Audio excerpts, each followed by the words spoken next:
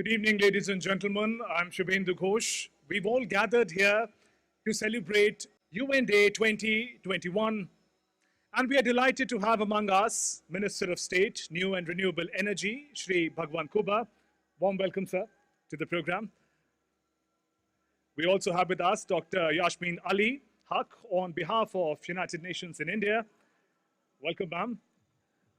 And we have with us UN Resident Coordinator in India, Ms. Deirdre Baud, and also extend warm welcome to DG, International Solar Alliance, Dr. Ajay Mathur. Thank you to all the dignitaries for being a part of this occasion today.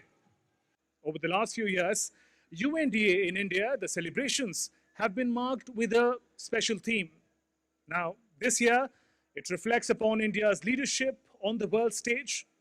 In 2021, amidst the unprecedented calamities reported from across the world, and also the upcoming crucial COP26, the theme is celebrating climate action in India.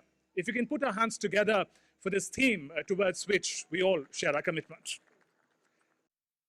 On this United Nations Day, I want to thank you, the government and the people of India, for your partnership, your trust, and your support to the UN over the past 76 years. It is a partnership that has not only fast-tracked global progress on the Sustainable Development Goals, it has also given us new coalitions for climate action, such as the International Solar Alliance and its championship to renewable energy for the world. India's journey is our collective journey towards a better world for all. When the global pandemic struck, we, the UN, stood with you, side by side, assisting with equipment, with information, with technology, ensuring children continue to learn, and helping in all the efforts to make the economy rebound. And we continue to support the world's largest vaccination drive. Mine and our whole family's heartiest commendations to India for the 1 billion doses. Honorable Prime Minister Narendra Modi highlighted how India has scripted history by putting 1 billion vaccines into arms. I want to add today that India also scripted history by halving poverty, by so rapidly bringing lighting to homes through the amazing achievements of Swachh Bharat and safe sanitation, and through Ujjwala bringing clean fuel to millions of homes. India is now about to script history on climate action too. And we look forward to India's contribution to the upcoming climate conference, which is so critical for the future of our shared planet. First, I congratulate 76th Day of the United Nations. We all know India is the member since 1945, since we signed the chapter. Also, India is the very responsible member of the United Nations for bringing the peace in the world. And this year theme, climate change. Even in this theme also, India is very responsible member and very actionable member, and we are working on the climate change. You all know India has signed the Paris Agreement to reduce the carbon percentage in the climate to reduce 33 to 35% till 2030. So India is already working rapidly on the decarbonization. And you all are know, in renewable energy, our Prime Minister's ambitious target to achieve 175 gigawatt of renewable energy by 2022. Already India has achieved 149 gigawatt of renewable energy, including large hydro. And rest, we are already in the tendering process. Some projects are implementation. By 22, sure we will achieve 175 gigawatt of renewable energy. At the same time, when Prime Minister Shri Narendra Modi ji has set an ambitious target of 450 gigawatt of renewable energy by 2030, world has thought that is it possible to achieve 450 gigawatt of renewable energy by 2030? As I said, India has already achieved 175 gigawatt by 2022. Then now the whole world is now have the confidence on India. Definitely India will achieve 450 gigawatt of renewable energy by 2030. It's indeed great that on this 76th UN Day, we are celebrating climate action. The world has a long way to go as far as climate action is concerned, whether on mitigation or on adaptation. But many countries of the world have moved ahead with action that brings together development which is climate friendly. The many young people we have here, and sir, you may talk to some of them, their initiatives tell us what is possible. This has happened within a backdrop of action which has occurred at all levels. I note that it must have been, sir, maybe 40 years ago that the ministry, at that time the Department of Non-Conventional Energy Sources was formed. At that point of time, climate change was not even a gleam in the international eye. Yes, there were people who used to talk about climate change, but it wasn't a concern. But why was the Department of Non-Conventional Energy Sources formed? It was formed to help us in India move towards renewable energy, which would reduce our dependence on imported energy. That is as true today, sir, as it always was. Similarly, in recent years, we have seen electric vehicles come in. Of course, as the electricity moves to renewable electricity, it will lead to lower climate emissions. But at the same time, they also lead to cleaner cities. We have seen more and more of the electricity production, as the Honorable Minister mentioned, being converted to renewable energy. We are at a stage where solar electricity today provides the cheapest electricity that is possible in this country, at less than 2 rupees a kilowatt hour. Unfortunately, it happens today only when the sun is shining. But tomorrow, round the clock solar electricity through batteries, through pumped storage, and through the one sun, one world, one grid interconnection between countries would help us have solar electricity even when the sun has set.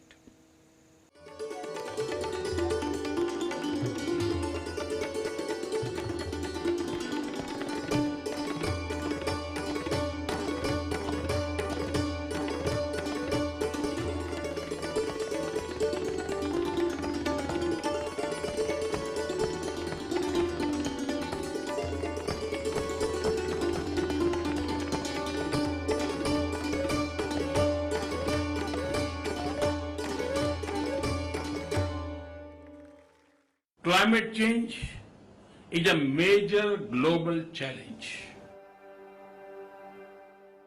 Climate change.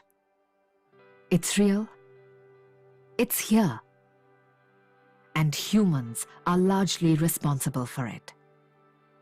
Climate change is weather so extreme that it destroys lives, homes, and livelihoods. It is the long-term effect of excessive greenhouse gas emissions, a change so drastic that it threatens our food supplies and disrupts national economies. We are weeks away from the UN Climate Conference in Glasgow, but seemingly light years away from reaching our targets. We must get serious and we must act fast. In 2015, 196 countries adopted the Paris Agreement. The goal was to limit global temperature rise under 2 degrees Celsius and safeguard a livable climate. However, the latest IPCC report tells us a different story. The data is undeniable, and consequences for all countries could be the same. The last decade was the hottest ever recorded in India. The need of the hour is to act now.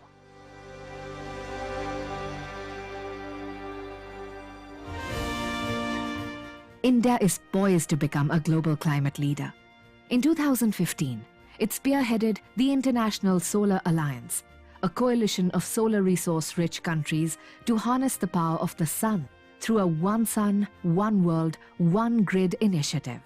By 2030, India aims for 40% of its total energy to be generated from renewable sources and has announced a national hydrogen mission.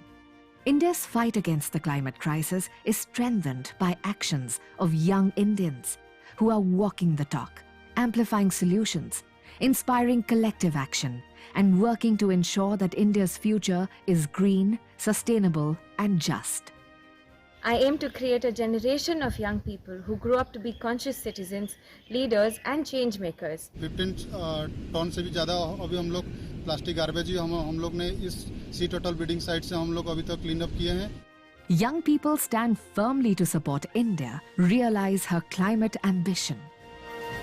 We, the change now.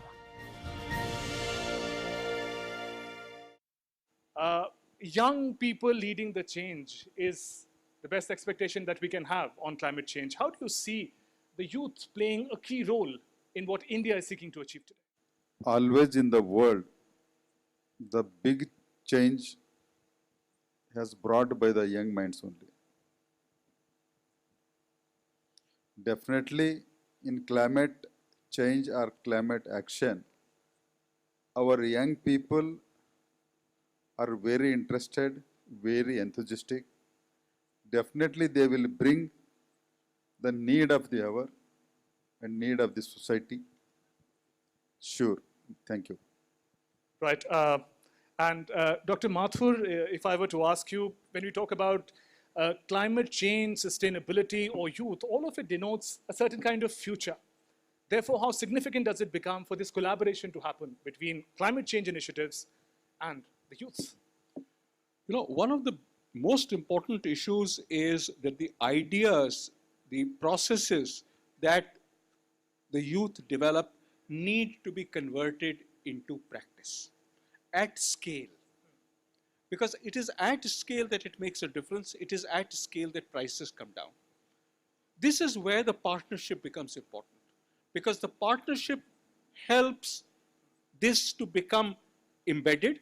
It helps it to be taken up by many, many people, not just the innovators themselves.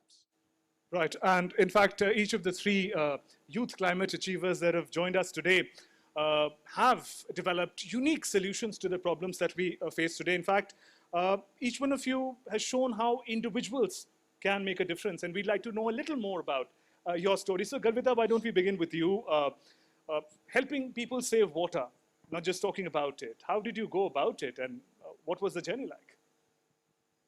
Thank you so much, Honorable Minister, Dr. Mathur. It's exceedingly exciting to see this dialogue being brought at this level, because I remember 6 years ago when I first started to go out and try to convince people to save water and adopt simple solutions, most of them didn't want to take advice from a teenager, and the rest of them did not realize that we as young people have the potential to build ideas that can make a difference, that even the simplest of solutions matter, and that, like Dr. Mathur said, need to be taken to scale. There are so many young people that I have seen on my journey who have ideas, who have solutions, but don't have the courage to take that first step. We need to inculcate within them, within the society, within our education policies, the ability for these young people to find easier paths to take this journey. Right, right.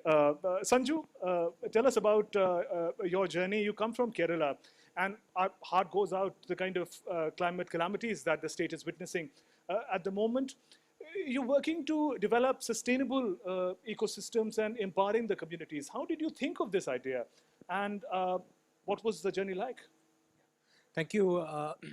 We're able to break certain barriers and take climate action as part of our passion and also as a career, because of which we are able to be here now. But a lot of youngsters that I work with at various levels, we have various projects on building resilient communities in Kerala, where we've set up a model wetland village in Mohamma. We have been working on a resilient Erikara, which again is a very vulnerable ecosystem. Even though a lot of youngsters come as volunteers and so on, a lot of youngsters do approach in terms of they want to pursue it as a career, but the amount of opportunities available are quite less. We need more scholarships and as well more courses from colleges on energy, on sustainability, on climate change, so that boost of confidence can be given. Right. Minister sir, would you like to comment on that? I think Sanju has very clearly made his demand about youngsters to become entrepreneurs need very focused training, education and institutions that support them.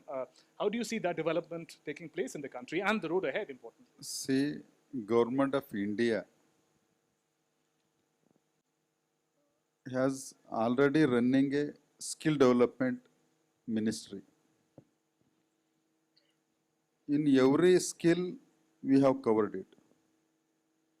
And for the young entrepreneurs, startup and the stand-up programs, we already, these two programs are encouraging for the first-time entrepreneur only and the young entrepreneur only.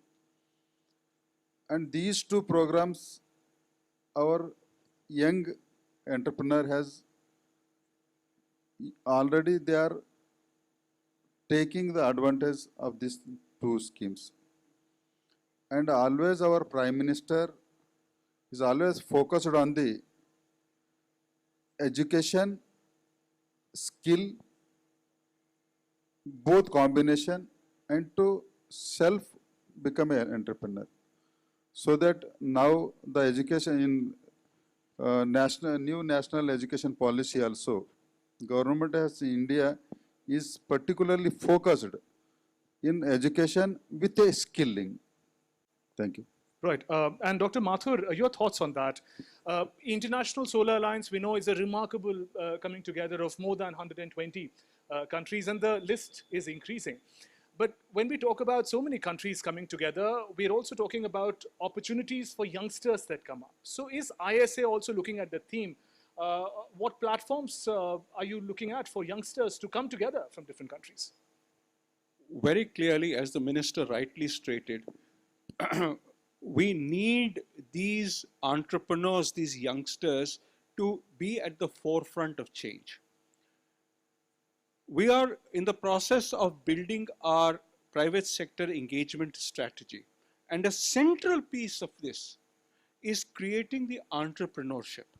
You know, we do a lot of training programs, and one of the things that we have found is, and I would love to hear from all of you on this, is number one, how do you sell an idea to a bank? How do you create the supply chains so that you minimize the cost of your product?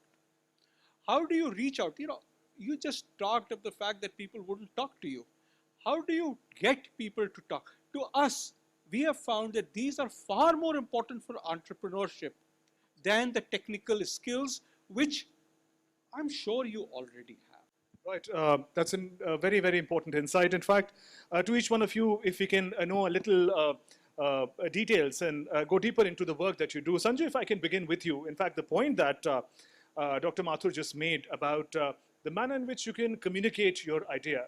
You work towards building sustainable communities. Now, we know that working with local bodies, you need to interact with administration, the different levels of administration you must engage with. What has been your experience, and what are your expectations there for local bodies, for the government to react when an entrepreneur like you approaches them? And disasters are becoming very common nowadays, and when a disaster strikes, a climate disaster strike, the first responders are the local bodies, like you mentioned, as well as the youngsters. In 2018 floods, right after the floods, there are hundreds of youngsters from across the state that came out to use AI, to use technology, to come up with applications to help with disasters or doing fundraising and so on. The takat of youngsters is amazing, sir. So we just have to give them that small spark. Nidhi, we've been waiting to hear from you about the work that you do. It's phenomenal. You are really an example of how climate change and gender justice come together. Tell us a little about your journey of empowering women farmers in the country. Thank you for the question. I studied chemical engineering, and 6 years back when I started from college, everyone started asking, is this your father's business? Is this your husband's business? And people have those taboos that actually pull us down. At that point of time, as Mathur sir mentioned, the only thing that could help us steer through this was our understanding of market, our understanding of financial dynamics, and showing them the results that actually matter. Working with the communities, it was absolutely important to build the initial trust when we work with the farmers. Having that initial trust, working with them, understanding what are their challenges, solving for them, not for us, having solutions which are more customized for women.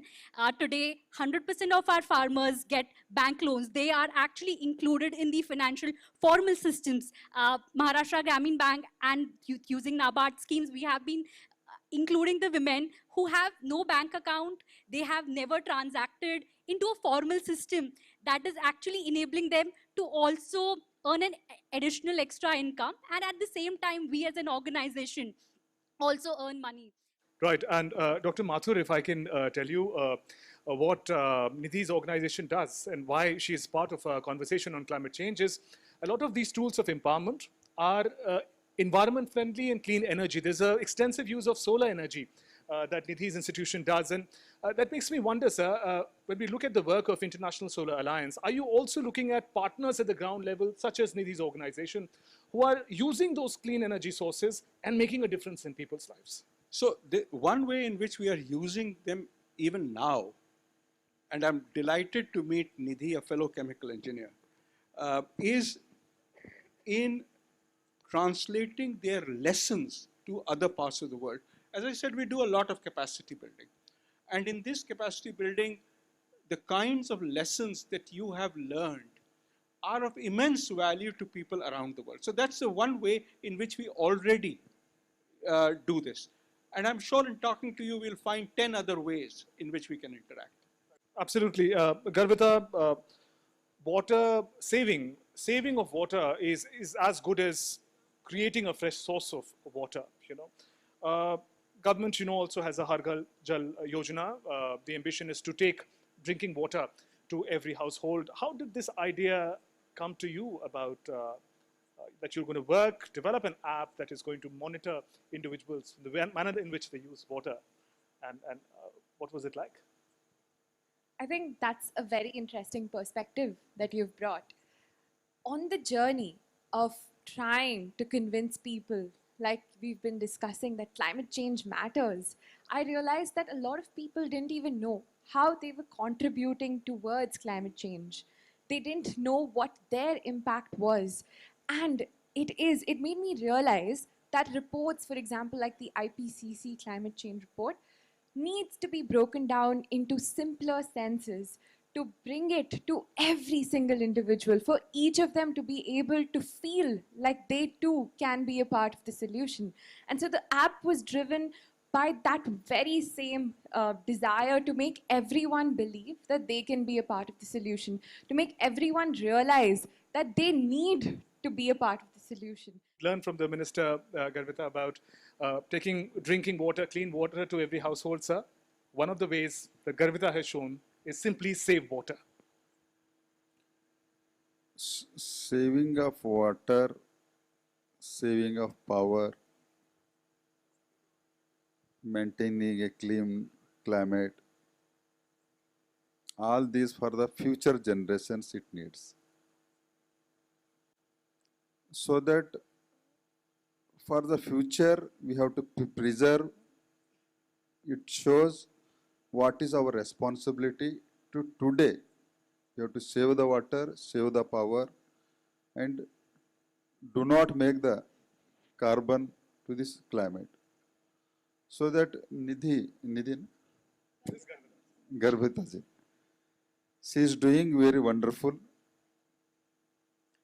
and even government of all state governments has included this in syllabus also, to save water and save power,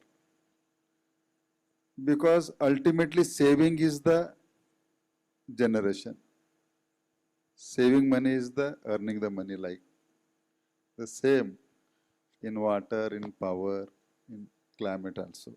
Right, and one just wishes that this conversation goes on, but I think as we conclude this evening, what is important is that conversations begin on the manner in which climate change and individuals' responsibility in each of that, and that is the expectation with which I think we're concluding this United Nations Day today. Let me thank Honorable Minister for joining us today for this conversation. Dr. Mathur, thanks very much for your insights, and thank you so much, Garvita, Sanju, and Nidhi, inspiring icons really for youth who are watching you and would like to one day perhaps engage in conversations like you. Let's put our hands together for this conversation. Thank you very much, ladies and gentlemen. With that, we also conclude this evening. Thanks very much for your participation.